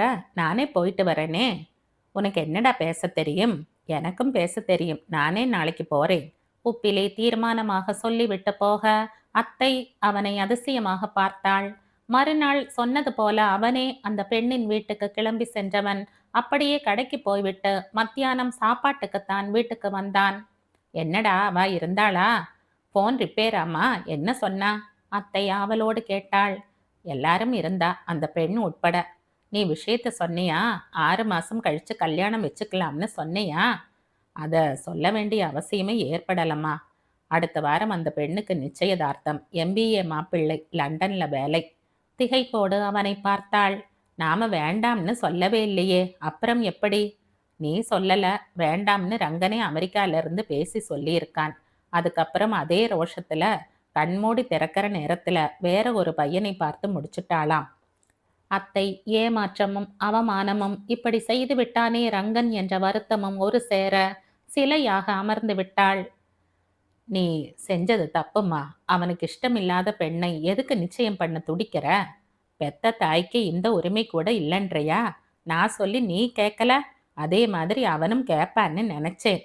5 விரலும் ஒன்னாவா இருக்கு. போகட்டும் விடு. நான் அவனுக்கு ஃபோன் பண்றேன். சமாதானமா பேசி அவனை கல்யாணத்துக்கு கூப்பிடு. உன் இஷ்டப்படி உனக்கு எப்போ தோன்றதோ அப்போ கல்யாணம் பண்ணிக்கோன்னு சொல்லு. அவன் வராம எனக்கு கல்யாணம் வேண்டாம். இருக்கிறது ஒரு தம்பி, அவன் இல்லாம எப்படி? அவன் வரணுமா? ஒன்று கல்யாணத்துக்கு அவன் வரணும், அல்லது அவன் எப்போ வரானோ அப்பதான் கல்யாணம். உப்பிலி இப்படி தீர்மானமாக அழுத்தம் திருத்தமாக பேசி யாரும் கேட்டதில்லை. வீடே அவனை வியப்போடு பார்த்தது. பேசுவது உப்பிலிதானா என்று பிரமித்தாள் ஸ்வர்ணா. அதே நேரம் அவன் வந்தால்தான் தனக்கு கல்யாணம் நடக்கும் என்று அவன் சொன்னதற்கு என்ன அர்த்தம் என்று புரியாமல் தடுமாறினாள். அன்று நள்ளிரவு ரங்கனே டெலிபோனில் பிடித்தான் உப்பிலி. முதலில் அவனே தம்பியோடு பேசினான். 10 நிமிடம் போனில் ரங்கனோடு பேசிவிட்டு பிறகு பிறகுதான் அம்மாவை எழுப்பி அவளிடம் போனை கொடுத்து பேச சொன்னான். எப்படிடா இருக்க? அம்மாவின் குரல் தடுமாறியது. நீ எப்படி இருக்க? எனக்கென்ன, இன்னும் வேலை வராம இருக்கே. போய் சேர்ந்திருந்தா நன்னா இருந்திருக்கும். எல்லாரும் சந்தோஷமா இருந்திருப்பேள். இதுக்கா போனை உங்ககிட்ட கொடுத்தேன்? உப்பிலி கடிந்து கொண்டான். நீ வந்தாத்தான் உங்க அண்ணா கல்யாணம் பண்ணிப்பானா? உன்னை கல்யாணம் பண்ணிக்க சொல்லி இனிமே வற்புறுத்த மாட்டேன். இந்த கல்யாணத்துக்கு வந்து சேர். பார்க்கறேன். உப்பிலி அம்மாவிடமிருந்து போனை வாங்கி கொண்டு வெளியில் வந்தான். ரங்கனோடு மீண்டும் சில வினாடிகள் பேசிவிட்டு தொடர்பை துண்டித்துவிட்டு போய் படுத்தான். இரவு முழுக்க அவனும் தூங்கவில்லை, ஸ்வர்ணாவும் தூங்கவில்லை. என்ன சொன்ன உன் பிள்ளை, வரானாமா? மாமா மனைவியிடம் கேட்டார். பார்க்கறேன்னா, இதுக்கு என்ன அர்த்தமாம்? யாருக்கு தெரியும். ஒருவேளை அவன் அங்கேயே எவளையாவது விரும்புறானோ என்னவோ, அதான் இந்த பெண்ணை வேண்டாம்னு சொல்லிட்டு அங்கேயே போயிட்டானோ. அது சரி, நாம விரும்புறது நடக்க வேண்டாமா? விரும்புறதெல்லாம் நடந்துடுமா என்ன? இதை யாருக்கு சொல்ற நீ? அவன் விரும்புறது நடக்காதுன்றியா, இல்ல நீ விரும்புறபடி நடந்துடுமான்னு கேட்கறியா? என்ன ஒரு மாதிரி பேசுறேள் பொடி வச்சு. அத்தை அவரை கண் சுருங்க பார்த்தாள். இந்த காலத்துல அரேஞ்ச்டு மேரேஜ் எங்க அதிகம் நடக்கிறது? காதல் கல்யாணம் தான். அதையே பெத்தவா கௌரவமா நடத்தி வச்சுடுறா. உன் பிள்ளை காதலிச்சான்னா தப்பில்லை ரங்கநாயகி. வந்தா வகையா அவங்கிட்ட கேட்டு நாமளே நல்லபடியா கல்யாணத்தை நடத்திடுவோமே. ரங்கநாயகி பதில் சொல்லாமல் திரும்பி படுத்து கொண்டாள். ஆரம்பத்தில் இருந்து அவள் போட்ட கணக்கெல்லாம் ஏதோ ஒரு இடத்தில் தப்பாகிறது. ஏன் என்று தெரியவில்லை. சின்ன வயதில் உப்பிலியின் பேச்சும் சிரிப்பும் பட் பட்டென்ற பேச்சும் கண்டு அவன் பெரிய படிப்பெல்லாம் படித்து மிக பெரிய வேலையில் அமர்வான் என்று நினைத்தாள். ரங்கனுக்கு 4 வயது வரை பேச்சே வரவில்லை. கொஞ்சம் சோனியாகவும் இருப்பான். மிகவும் ஞாபக மறதி. இவன் எங்கே இருந்து படித்து பாஸாகி வளர்ந்து உத்தியோகம் தேடிக்கொண்டு என்ற பெருமூச்சு விடுவாள். இருவருமே படிப்பில் சுமார் ரகம்தான். உப்பிலியிடம் திடீரென்று ஒரு அமைதியும் கூச்சமும் அவனிடம் குடிகொண்டது. அதே நேரம் ரங்கன் படு சுட்டியானான். எல்லா பாடத்திலும் முதல் மார்க் எடுத்தான்.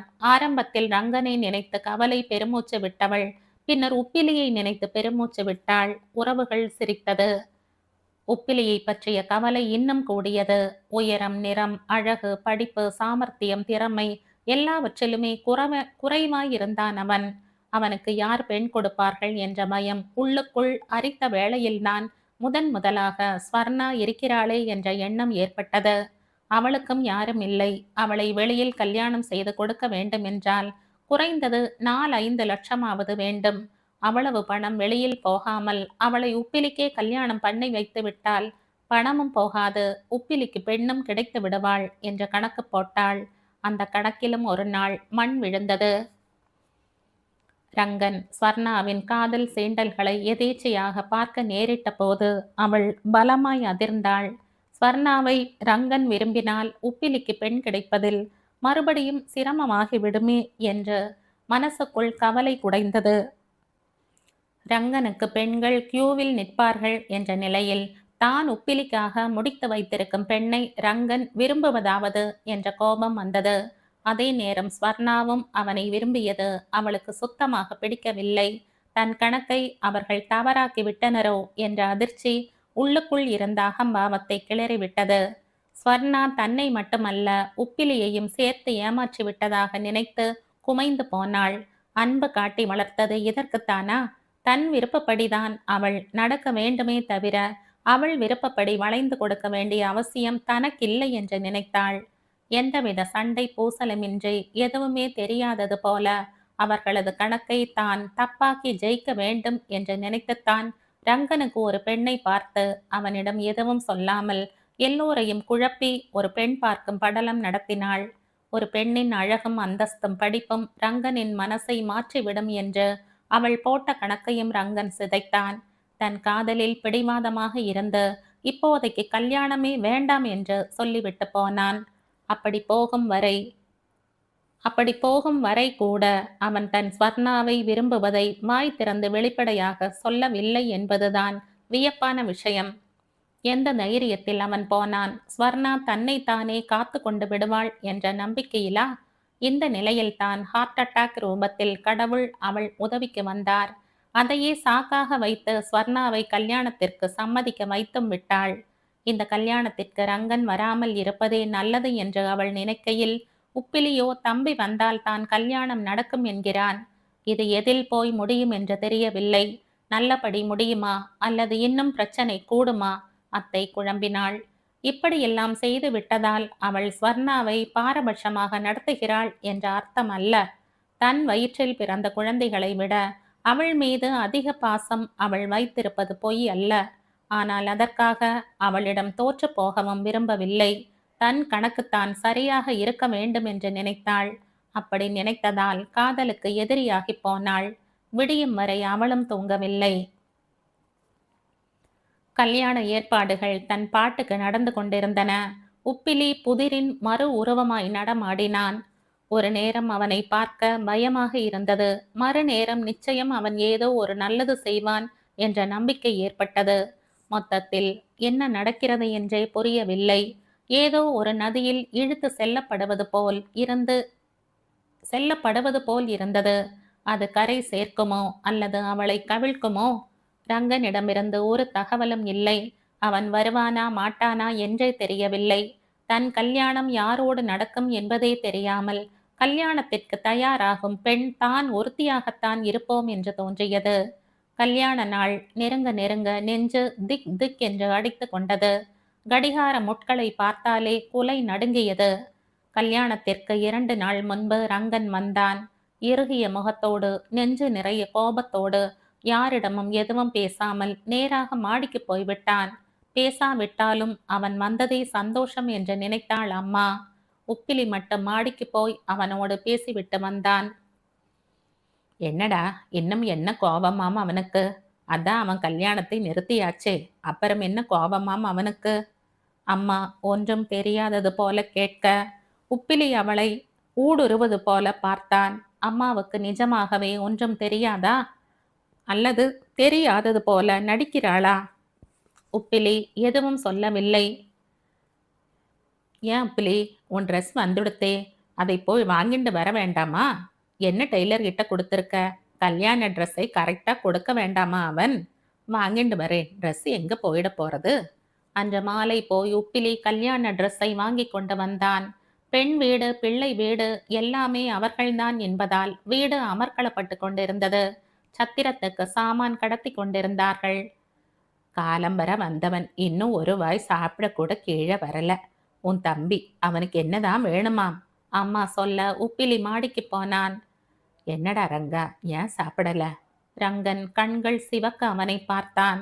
உன் கல்யாணத்தன்னைக்கு வடையும் பாயசமும் சேர்த்து வச்சு சாப்பிடலாமேன்னு தான் வயத்தை காலி பண்ணி ரெடியா வச்சுக்கிறேன். உப்பிலி தம்பியை பார்த்து புன்னகைத்தான். என் மேல உனக்கு கோபம் தணியாதடா ரங்கா. ஸ்வர்ணா என்கிட்ட எல்லா விஷயத்தையும் சொல்லி கூட நான் கொஞ்சம் கூட மனசாட்சி இல்லாம அவ கழுத்துல தாலி கட்ட போறேனேங்கிற கோபம் அப்படித்தானே? ரங்கன் பதில் சொல்லாமல் முகத்தை திருப்பிக் கொண்டான். நான் என்னடா செய்யட்டும்? கூட பிறந்த தம்பியா, 10 மாசம் சுமந்து பெத்த தாயான்னு யோசிச்சா அம்மா தான் எனக்கு முக்கியமா தெரியறா. அவ சந்தோஷம்தான் எனக்கு முக்கியம். பெத்த தாய் ஒரு துளி கண்ணீர் விட்டாலும் நம்ம கப்பல் முழுகிடும். எனக்காக இல்லாட்டாலும் அவளுக்காக நான் ஸ்வர்ணாவோட வாழ்ந்துதான் ஆகணும். வேற வழி இல்லை. ஆனா என்னால உனக்கு ஒரே ஒரு நம்பிக்கை கொடுக்க முடியும். அம்மா போட்ட முடிச்சுக்கு பலம் அதிகமா அல்லது அதை விட பலமா ஆண்டவன் வேற ஒரு முடிச்சு போட்டு வச்சிருக்கானாங்கிறது நாளைக்குத்தான் தெரியும். அப்படி உனக்கும் ஸ்வர்ணாவுக்கும் ஆண்டவன் முடிச்சு போட்டு வச்சிருந்தா உனக்கு அவ கிடைப்பா. இல்ல எனக்கு போட்டு வச்சிருந்தா எனக்கு கிடைப்பா. அப்படி அவ என் மனைவி ஆயிட்டா அவளுடைய பழைய காதலை எல்லாம் நான் மறக்க தயாராயிட்டேன். நீயும் மறந்துடுறது நல்லது. உப்பிலி தம்பியின் முதுகில் சமாதானமாக தட்டிவிட்டு எழுந்து வெளியில் வந்தான்.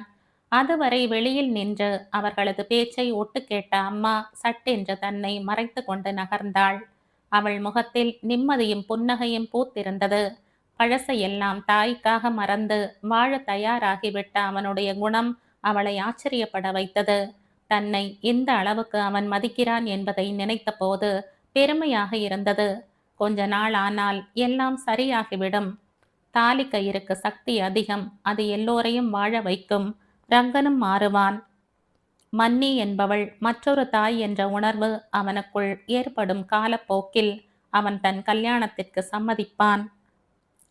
தனக்கு பெண் தேடும் பொறுப்பை தாயிடம் ஒப்படைப்பான். அவனுக்கேற்ற பெண்ணை தேடி அவன் திருமணத்தையும் அவள் முடிப்பாள். 2 பிள்ளைகளும் சந்தோஷமாக வாழ்வார்கள். அதைவிட ஒரு தாய்க்கு வேறென்ன வேண்டும்? தன் அறைக்குள் நுழைந்த உப்பிலிக்கு சிரிப்பு வந்தது. தனக்கு பின்னாலேயே மாடிக்கு வந்த தங்களது பேச்சை ஒட்டு கேட்ட அம்மாவை நினைத்தான். அந்த சிரிப்பு. நல்ல நேரம் பார்த்து அனைவரும் சத்திரத்திற்கு கிளம்பினார்கள். ஸ்வர்ணா அலங்கார பதுமையாக காரில் அமர்ந்தாள். அத்தையும் இன்னும் 2 உறவுகளும் அருகில் அமர கார் கிளம்பியது. அடுத்த காரில் ஆண்கள் ஏறினார்கள். வாழை மரங்களும் சீரியல் விளக்கு அலங்காரமுமாக வீடு கல்யாண கோலம் பூண்டிருந்தது. வீட்டை பூட்டணுமா? யாராவது ஒருத்தர் இருந்தா நல்லா இருக்காது? உப்பிலி கேட்டான். வேலைக்காரி வரணும், அவளை காணலையே. ஒன்று பண்ணுங்கோ, நீங்க புறப்படுங்கோ, நான் வேலைக்காரி வந்ததும் சொல்லிட்டு கிளம்புறேன். என்னடா இது? கல்யாண மாப்பிள்ளை உன்னை விட்டுட்டு நாங்க எப்படி போக? டே ரங்கா, நீ வேணா இருந்துட்டு அப்புறம் வர்றியா? அவன் உங்களோட வரட்டும்பா. அங்க எவ்வளோ வேலை இருக்கு. கல்யாண மாப்பிள்ளைன்னா என்ன 2 கொம்பா முளைச்சிருக்கு? நல்ல நாள் அதுவுமா வீட்டை பூட்ட வேண்டாமேன்னு பார்க்குறேன். நீங்க கிளம்புங்கோ. வேலைக்காரி வந்ததும் நான் ஒரு ஆட்டோ பிடிச்சுண்டு வந்துடுறேன். ஆட்டோ எதுக்கு? உன் ஸ்கூட்டர் இருக்கே, அதுலேயே வா. ஆத்திர அவசரத்துக்கு அங்க யாருக்காவது வண்டி வேண்டி இருக்கும். உப்பிலி அவர்களை அனுப்பிவிட்டு வீட்டுக்குள் வந்தான். 1/2 மணி நேரத்தில் வேலைக்காரி வர அவளிடம் வீட்டு சாவியை கொடுத்துவிட்டு கிளம்பினான் உப்பிலி. ஏதாவது ஃபோன் வந்தா யாரு என்னன்னு கேட்டு வச்சுக்கோ. சத்திரத்து அட்ரஸ் யாராவது கேட்டு ஃபோன் பண்ணா பத்திரிக்கை பக்கத்துல இருக்கு பார். அதை பார்த்து அட்ரஸை சொல்லு. லெட்டர் ஏதாவது வந்தா வாங்கி வை. உன்னால தான் என் கல்யாணத்தை பார்க்க முடியாது. பரவாயில்ல, அப்புறம் உனக்கு மட்டும் ஸ்பெஷலா வீடியோ போட்டு காட்டுறேன் பாரு. உப்பிலி ஸ்கூட்டரை உதைத்து கிளம்பினான். மனம் போன போக்கில் எல்லாம் ஸ்கூட்டரை செலுத்தினான். கடற்கரை சாலையோரமாக ஊரை விட்டு மெல்ல மெல்ல விலகி சென்று கொண்டிருந்தது அவனுடைய ஸ்கூட்டர். சத்திரத்தில் அனைவரும் அவனுக்காக காத்திருப்பார்கள். இதோ வந்து விடுவான் என்று நம்பிக்கொண்டிருப்பார்கள். நேரமாக ஆக கவலைப்படுவார்கள். அம்மா உள்ளுக்கும் வாசலுக்குமாக நடையாய் நடப்பாள், பதறுவாள். அப்பா வீட்டுக்கு ஃபோன் பண்ணுவார். அப்பவே கிளம்பி போயிட்டாரே, வேலைக்காரி சொல்வாள். ஆளுக்கு ஒரு திசையில் அவனை தேடுவார்கள். அவன் கிடைக்க மாட்டான். அம்மா அழுவாள். எங்கே போய் தொலைந்தான் இந்த கடங்காரன் என்று புலம்புவாள். இரவு முழுக்க அவன் வராமல் போக இனி என்ன செய்வது என்ற அவசர ஆலோசனை கூட்டம் நடக்கும். கல்யாணம் நிற்பது அபசகுனம். நல்ல காரியம் முடங்கக்கூடாது. ஒருவேளை அவனுக்கு இந்த கல்யாணத்தில் இஷ்டம் இல்லையோ என்னவோ, அதான் வர காணும். அதுக்காக கல்யாணம் நிக்கணுமா? பெரியவன் இல்லாட்டா என்ன, சின்னவன் இருக்கானே, அவனை மாப்பிள்ளை ஆக்கிடுங்கோ. ஸ்வர்ணா நீங்க பெறாத பெண், பாசத்தை கொட்டி வளர்த்த பெண். அவ கல்யாணம் நின்னா அவ எதிர்காலம் இருண்டுடும். வேற யாரும் அவளை பண்ணிக்க முன்வர மாட்டா. உப்பிலியின் நம்பிக்கைக்குரிய ஒரே மனிதரான அவனுடைய ஒன்றுவிட்ட மாமா அவன் சொல்லிக் கொடுத்த வசனத்தை அட்சரம் பிசகாமல் பேசுவார். அவர் ஒருவரிடம் மட்டும்தான் உண்மையை சொல்லி உதவி கேட்டிருந்தான். அவன் உதவி கேட்டதை வெளியில் சொல்லக்கூடாதென்று சத்தியம் வாங்கிக் கொண்டிருக்கிறான். ஸ்வர்ணாவுக்கும் ரங்கனுக்கும் கல்யாணத்தை முடித்து வைக்க வேண்டிய பொறுப்பையும் அவரிடம்தான் ஒப்படைத்திருந்தான். அவர் எல்லாவற்றையும் பார்த்து கொள்வார். உப்பிலி மகாபலிபுரத்திற்கு அருகில் ஸ்கூட்டரை நிறுத்தினான். இனி என்ன என்று யோசித்தான். தான் என்ன செய்ய போகிறோம் என்று யோசித்தான். அலையோரம் இருந்த பாறை மீது கால் நனைத்து அமர்ந்தான். சின்ன வயதில் இருந்தே அவன் கூச்ச பேர்வழி. அம்மா, அப்பா, தம்பியை தவிர வேறு யாரிடமும் சட்டென்று பேசிவிட மாட்டான். ஸ்வர்ணா அந்த வீட்டுக்கு வந்ததும் கூச்சம் இன்னும் அதிகமாயிற்று. ஸ்வர்ணாதான் அவனை இழுத்து வைத்து பேசுவாள். பேசி பேசி ஓரளவு அவன் கூச்சத்தை குறைத்தாள். நாள் அடைவில் அவளோடு ஓரளவுக்கு சகஜமாக பேசினான். ஒரு முறை ஸ்வர்ணாவுக்கு நன்றாக இருக்கும் என்று அவள் அலங்கார ஸ்டிக்கர் போட்டு பட்டை ஒன்றை எங்கோ வழியில் பார்த்து வாங்கி கொண்டு வந்தான். அன்றுதான் அம்மா கேட்டாள், உனக்கு ஸ்வர்ணாவை பிடிக்குமாடா? ஏன் கேட்குற? இல்லை, பொட்டு வாங்கிட்டு வந்திருக்க. பார்த்தேன், நன்னா இருந்தது, அதான் வாங்கிட்டு வந்தேன். இதில் என்ன தப்பு? தப்பில்ல. அம்மா நமட்டு சிரிப்பு சிரித்தாள். நோக்க அவளை கல்யாணம் பண்ணி வச்சுடவா என்றாள். அவன் சட்டென்று கூச்சப்பட்டான். முகம் சிவக்க ஓடிவிட்டான். அதன் பிறகு அம்மா அது பற்றி பேசவில்லை என்றாலும் அம்மா சொன்ன வார்த்தைகளும் ஸ்வர்ணாவின் அழகும் அவன் மனசுக்குள் உறங்கிக் கொண்டிருந்த ஏதோ ஒரு உணர்வை எழுப்பிவிட்டது. ஸ்வர்ணாவை மனசுக்குள் நேசிக்க ஆரம்பித்தது அப்போதுதான். அம்மாவுக்கும் அவளை தனக்கு திருமணம் செய்து வைக்கும் எண்ணம் இருப்பதை புரிந்து கொண்டதாலேயே அவன் தன் நேசத்தை அவளிடம் வெளிப்படுத்தியதில்லை. கல்யாணம் முடிந்து முதலிரவன்று தன் காதலை அவளுக்கு கல்யாண பரிசாக அளிக்க வேண்டும் என்று நினைத்தான். அம்மா அவர்களது கல்யாணத்தை நிச்சயித்த போது உள்ளுக்குள் குழந்தையாக மாறி துள்ளினான். ஆனால் எல்லாமே நீர்பட்ட கொதி பாலை போல அடங்கிவிட்டது. தன்னுடையது என்று அவன் நினைத்து கொண்டிருந்தது அவனுக்கே தெரியாமல் களவு போயிருந்தது. தன் காதல் ஒருதலை காதல் என்று தெரிந்த நிமிடம் உள்ளுக்குள் துடித்து போனான்.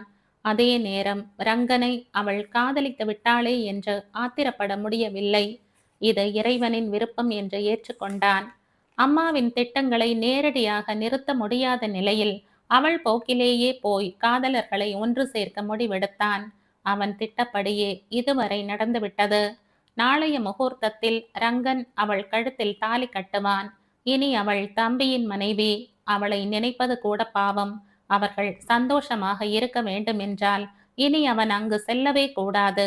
அதே நேரம் இன்னொரு பெண்ணோடும் இனி லௌகீக வாழ்க்கை வாழ அவன் தயாராக இல்லை.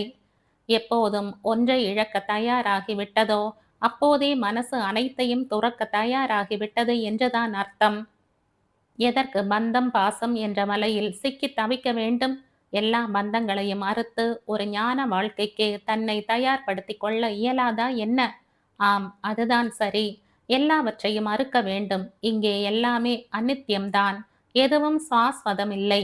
உறவுகளை அறுத்து புது பிறவி எடுக்க வேண்டும். எல்லோரை பொறுத்தவரையும் இறந்தவன். ஆனால் தான் புது பிறவி எடுக்க இயலும். உப்பிலி எழுந்தான். தன் உடைகளை களைந்து அலையில் மிதக்க விட்டான். அவன் ஸ்கூட்டரும் கரையோரம் ஒதுங்கும் இந்த உடைகளும் அவன் இறந்து விட்டதற்கு சாட்சிகளாக இருக்கும். அவன் கரையோரம் நடந்தான். கையில் இருந்த காசுக்கு வழியில் தென்பட்ட கடையில் ஒரு வேட்டியும் மேல் துண்டும் வாங்கி அணிந்து கொண்டான். மனசு நிம்மதியாயிருந்தது. உள்ளே யாரும் இல்லை, எதுவும் இல்லை. அலம்பி துடைத்தாற்போல பளிச்சென்றிருந்தது. நடப்பது சுகமாயிருந்தது. இதனால் தான் ஞானிகளும் முனிவர்களும் ஆச்சாரியர்களும் நடந்தார்களா? நடக்க நடக்க கால்கள் மட்டும் பலப்படவில்லை, ஹிருதயம் பலப்பட்டது, ஞானம் பலப்பட்டது. போகிற போக்கில் தென்பட்ட ஜீவராசிகளையும் மனிதர்களையும் பாரபட்சமின்றி நேசிக்க தோன்றியது. அன்பே சிவம் என்று சொன்னதன் அர்த்தம் புரிந்தது. இதல்லவா இன்பம் என்ற பிரமிப்பேற்பட்டது. சிற்றின்பம் பேரின்பம் என்று இப்படித்தான் பாகுபடுத்தி வைத்தார்கள். பேரின்பமே பெரிது என்று உணர்வதற்காகத்தான் வாழ்க்கை நிறைய தோல்விகளை மனிதர்களுக்கு தருகிறதா? அவன் நடந்து கொண்டே இருந்தான். 3வது நாள் குமரி முனையில் நிலத்தின் விளிம்பில் நீரை தொட்டபடி நின்றிருந்தான்.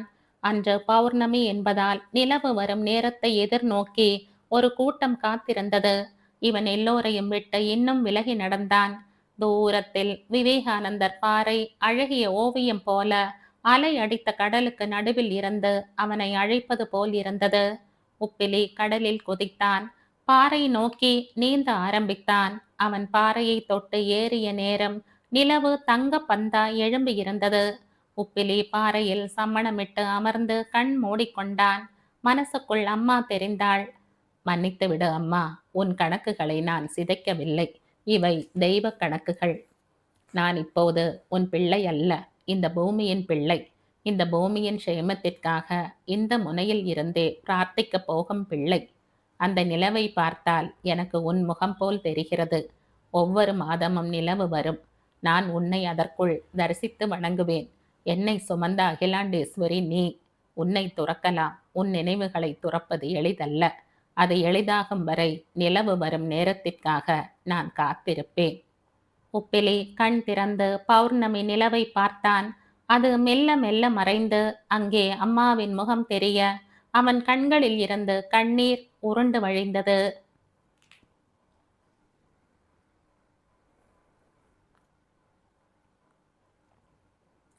இதோடு இந்த கதை முடியுது. இந்த கதை உங்களுக்கு பிடிச்சிருந்தா லைக் பண்ணுங்க, ஷேர் பண்ணுங்க, சப்ஸ்கிரைப் பண்ணுங்க. மற்றும் ஒரு இன்ட்ரெஸ்டிங்கான கதையோட அடுத்த வீடியோவில் சந்திப்போம். பாய். தேங்க்யூ.